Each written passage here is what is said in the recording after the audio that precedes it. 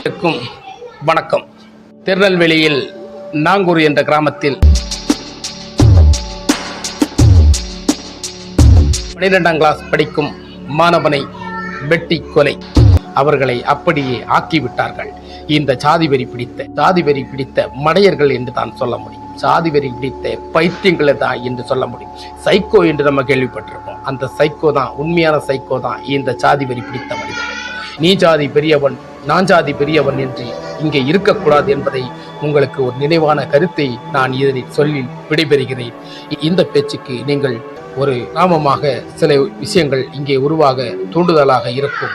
திருநெல்வேலி நாங்கூரில் நடந்த சம்பவத்தை போல் மற்ற கிராமங்களில் நடக்காமல் இருக்க நான் உங்களை எச்சரிக்கிறேன்.